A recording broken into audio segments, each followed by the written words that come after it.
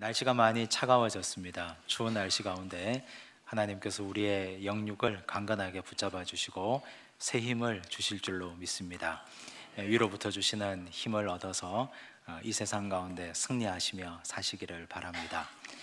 역사상 가장 넓은 영토를 가졌던 왕은 누구일까요? 아마 사람들은 대부분 다 알렉산더 대왕이라고 말할 것입니다. 그분은 기원전 356년에 태어나서 기원전 323년까지 33년의 짧은 인생을 살았습니다. 하지만 그의 영토는 그 세계 어떤 사람보다 훨씬 더 넓은 영토를 구가했고 그 영토를 지배했던 왕이 되었습니다. 그의 아버지는 마케도냐의 필리포스 왕이었는데, 아버지는 아들의 교육을 위해서 아들이 13살 되었을 때 당대 최고의 철학자 아리스토텔레스를 스승으로 모셨습니다. 아리스토텔레스는 알렉산더에게 영웅들의 서사시인 일리아드를 읽어주었습니다. 알렉산더는 일리아드를 아주 사랑했습니다. 읽고 탐독합니다. 훗날 전쟁터에도 항상 일리아드를 가지고 다녔고 잠자리에 들 때도 머리맡에 두고 읽었을 정도였다고 합니다. 하지만 무엇보다도 아리스토텔레스가 알렉산더에게 영향을 준 것은 정치학이었습니다. 그가 정치학을 가르칠 때 정의란 무엇인가? 라는 질문을 했습니다. 이 질문에 대해서 한 가지 예를 들고 있는데, 그건 바로 피리에 대한 이야기입니다. 피리가 있는데 가장 좋은 피리를 누구에게 줄 것인가? 사람들은 공평하게 주어야 하지 않겠습니까? 이렇게 말할 것입니다. 하지만 아리스토텔레스는 실력이 가장 뛰어난 사람이 이 피리를 가질 자격이 있다. 그것이 바로 정의이다.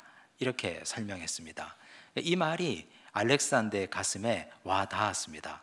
평생 동안 그는 이 말을 지침으로 삼고 자신의 지론으로 삼고 살았습니다. 자신의 삶에 적용합니다.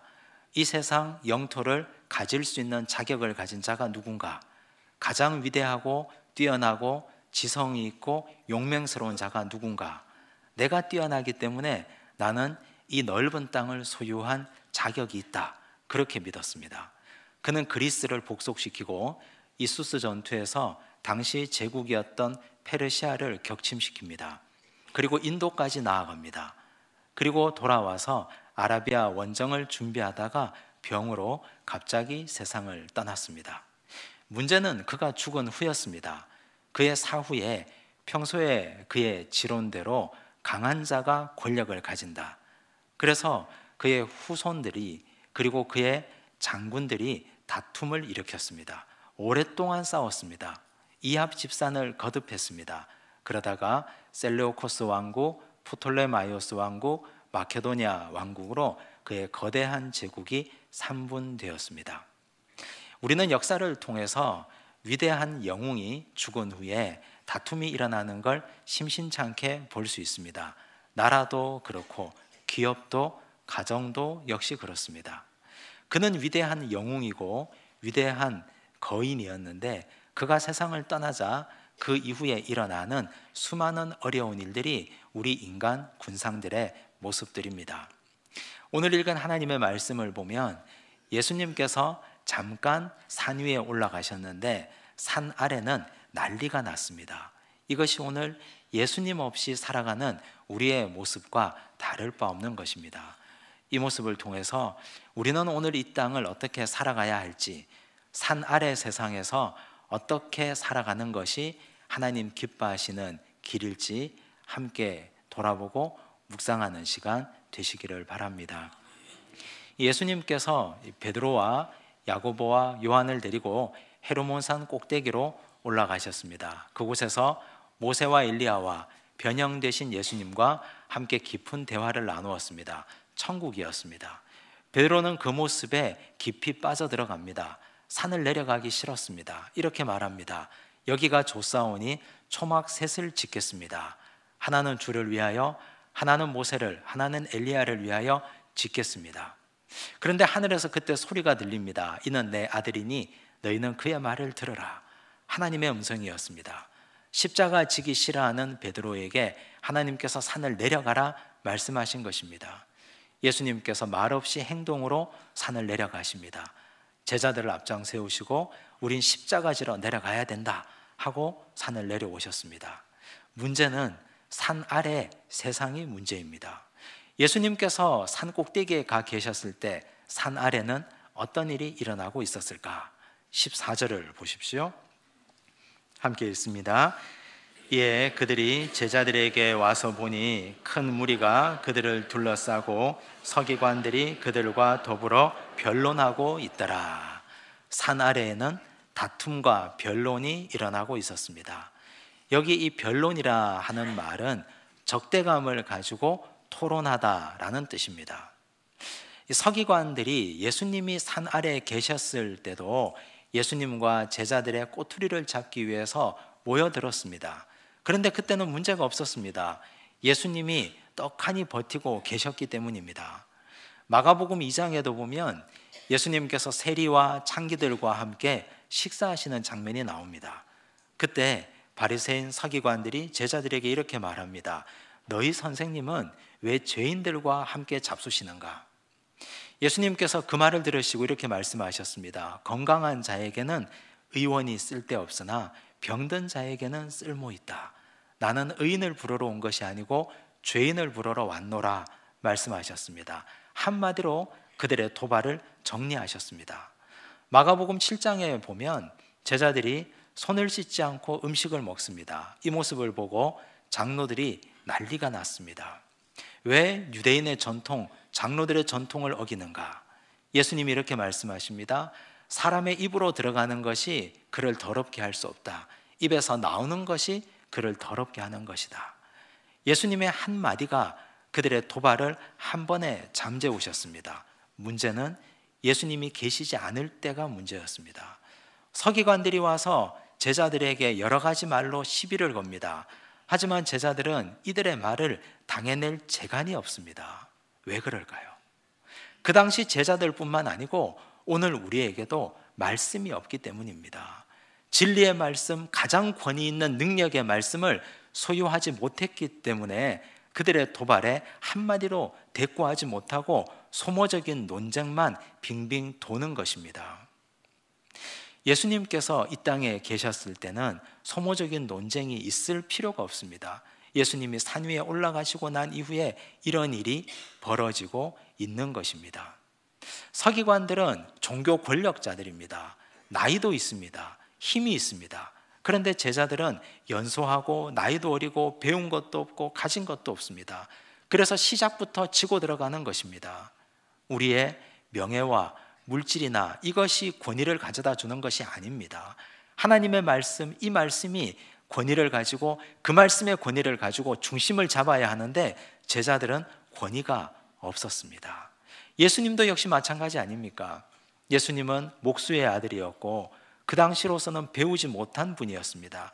그런데 예수님은 하나님의 말씀을 소유하고 있었습니다. 말씀을 가지고 이 말씀이 예수님의 중심을 잡고 있으니 말씀을 선포할 때마다 어떤 사람의 도발에도 예수님은 기죽지 않고 말씀대로 살아가고 말씀대로 걸어갔던 것입니다. 문제는 오늘 우리에게도 수많은 사람들의 도전과 수많은 소모적인 논쟁이 교회 안팎을 휩싸고 있는데 말씀이 없으면 이리저리 끌려다닐 수밖에 없습니다. 목소리 큰 사람이 큰 소리를 내면 우리는 이 말이 옳은가 보다 하고 이쪽으로 쓸려갑니다. 물질을 많이 가진 사람이 주장을 하면 말씀이 없으면 그 사람 말에 끌려가게 됩니다. 경험이 많은 사람이 자신의 경험을 가지고 주장하면 말씀이 없으면 그 경험을 따라 걸어갈 수밖에 없습니다. 이것이 연약한 산 아래 살아가는 사람들의 모습입니다. 바울은 목회하고 있는 디모데에게 이렇게 권면합니다. 디모데후서 2장 23절과 24절을 보십시오. 함께 읽습니다. 어리석고 무식한 변론을 버리라. 이에서 다툼이 나는 줄 알미라. 주의 종은 마땅히 다투지 아니하고 모든 사람에 대하여 온유하며 가르치기를 잘하며 참으며. 바울은 디모데에게 무식하고 어리석은 변론을 버리라고 말씀했습니다. 주의 종은 온유하며 가르치기를 잘하는 자다. 무엇을 가르쳐야 하겠습니까? 하나님의 말씀을 차근차근 가르쳐야 됩니다. 그 당시 디모데는 에베소 교회를 목회하고 있습니다. 원래가 소심하고 마음이 약하고 나이도 어렸습니다. 주장하는 사람들의 목소리 때문에 이리저리 흔들리고 끌려다닙니다. 오죽했으면 디모데가 위장병이 낫겠습니까? 그때 그에게 말씀하셨습니다. 바울이 전합니다. 어리석고 무식한 변론을 버리라. 하나님의 말씀을 더디더라도 차근차근 가르쳐라. 말씀이 교회의 중심이 되고 뼈대를 이루게 되면 교회는 소모적인 논쟁에 빠지지 않을 것이다. 오늘 이 시대 교회가 수많은 사람들의 목소리로 넘쳐나는 이유가 무엇입니까? 왜 사람들이 교회 안에서 자신의 목소리를 높이는 것입니까? 그건 말씀이 뼈대를 이루고 중심을 잡지 못하기 때문입니다. 산 아래 살아가는 사람들은 여러 가지 권력과 사람들의 경험과 세속적 욕망에 휩싸여 흘러가는데, 그런데 거기서 우리의 중심추를 잡아주는 것은 하나님의 살아있는 말씀입니다. 말씀을 읽고 묵상하고 암송하고 그 말씀을 마음에 깊이 새기시기 바랍니다. 산 아래 살아가는 사람들이 가장 중요하게 붙잡아야 될 것, 하나님의 진리의 말씀입니다. 두 번째, 산 아래에 예수님께서 계시지 않을 때 어떤 일이 벌어졌습니까? 18절을 보십시오. 함께 읽습니다. 귀신이 어디서든지 그를 잡으면 거꾸러져 거품을 흘리며 이를 갈며 그리고 파리에 지는지라. 내가 선생님의 제자들에게 내쫓아 달라 하였으나 그들이 능히 하지 못하더이다. 산 아래 세상, 귀신이 사람을 제어하고 있습니다. 예수님의 제자들에게 한 아버지가 나왔습니다. 그 아버지가 데리고 온 아들은 귀신 들린 아들입니다. 불에도 넘어지고 물에도 넘어지면서 거품을 물고 오랫동안 병들고 힘들어한 아들이었습니다. 이 아들을 데리고 나왔는데 제자들이 고치지를 못합니다. 산 아래 세상, 귀신의 능력이 사람을 제압하고 제어하고 있는 세상이었습니다.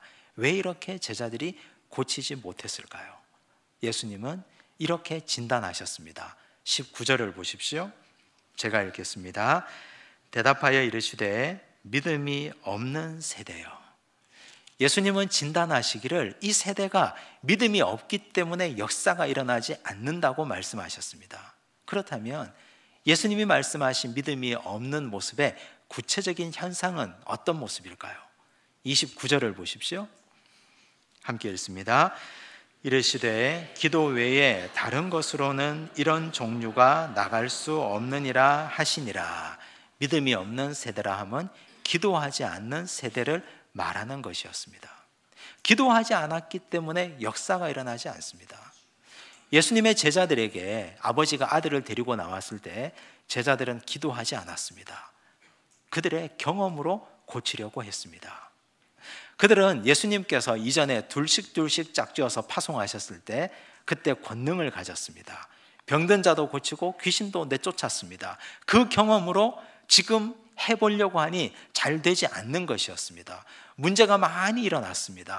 기도하지 않으면 어떤 능력도 일어나지 않습니다. 마치 오늘 이 세대가 믿음이 없는 세대라고 예수님께서 말씀하시는 것은 기도하지 않는 세대를 지칭하는 것입니다. 한 세대 전만 하더라도, 우리 부모님 세대만 하더라도 많이 학력이 낮았습니다. 많이 배운 사람이 없었습니다. 학력이 형편없었습니다.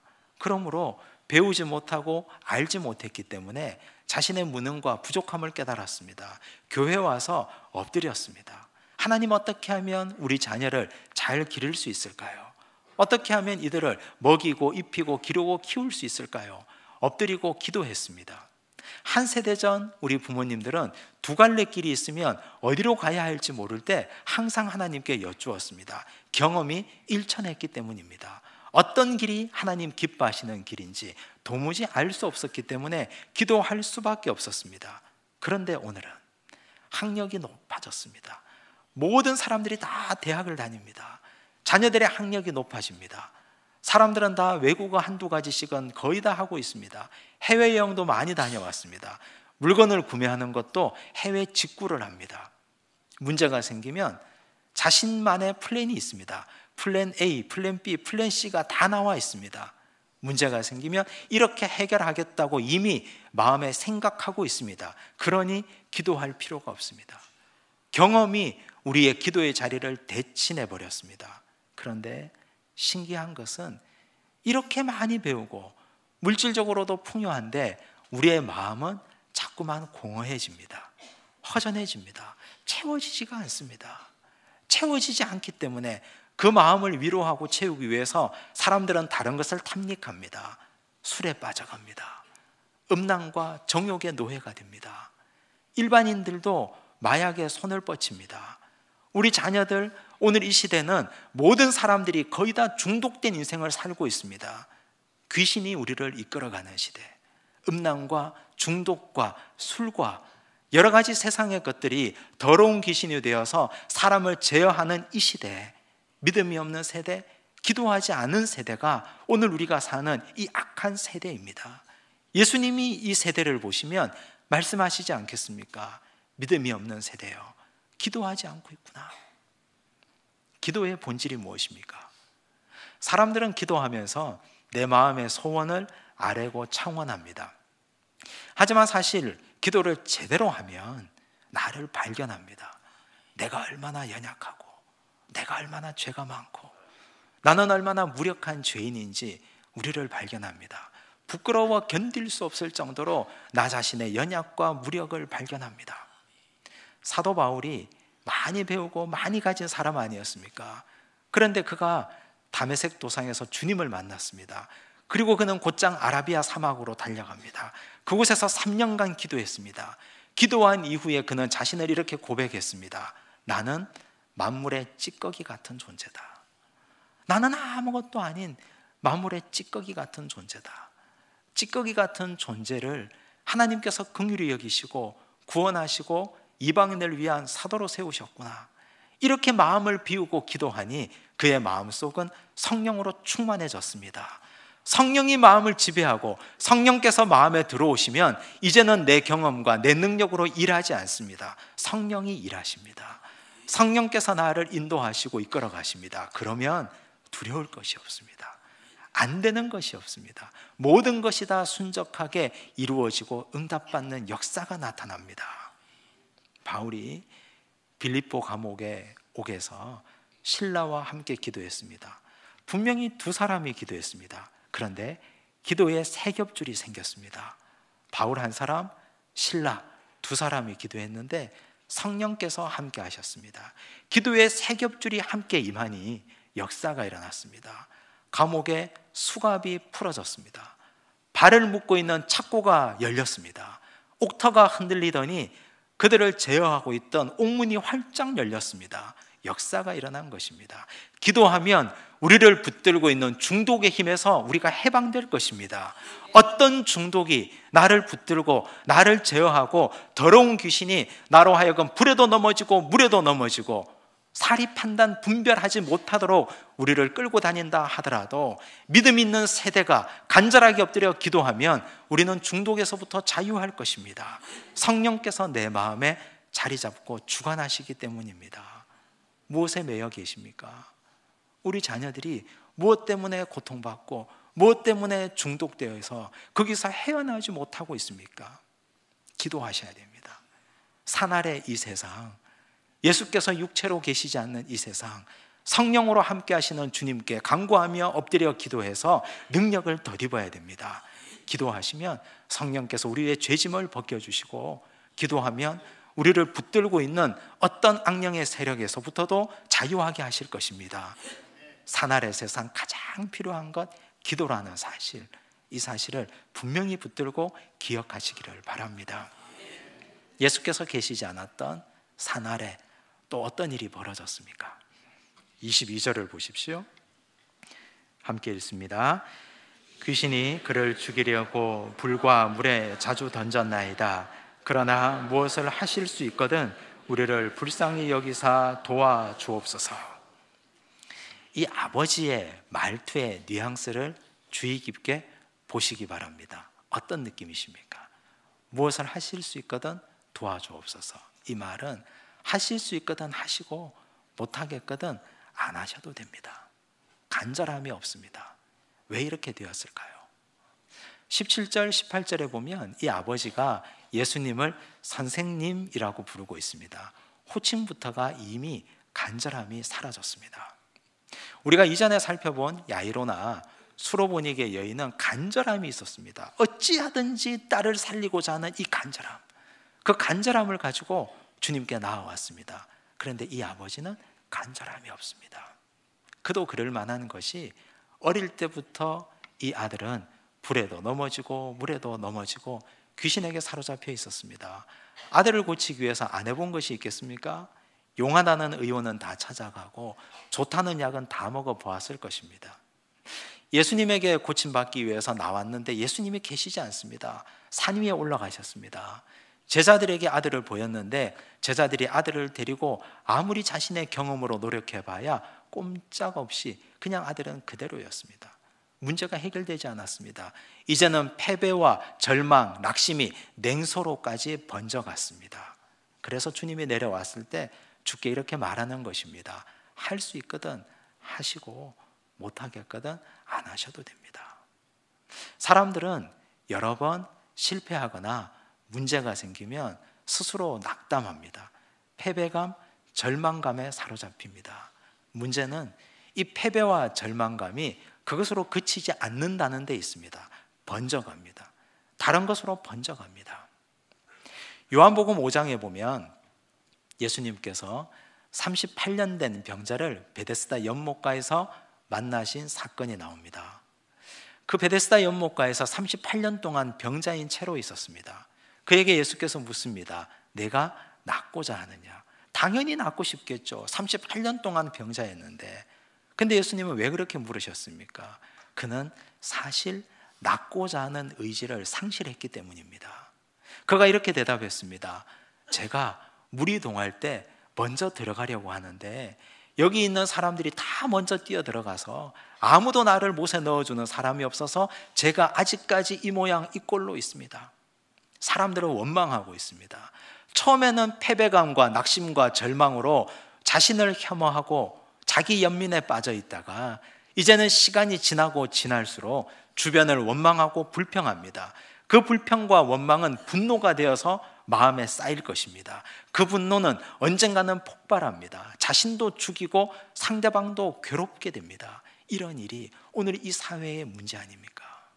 사람들은 여러 번 실패하고 넘어지다가 보면 처음에는 패배와 무력감에 시달리다가 조금 더 지나면 원망합니다.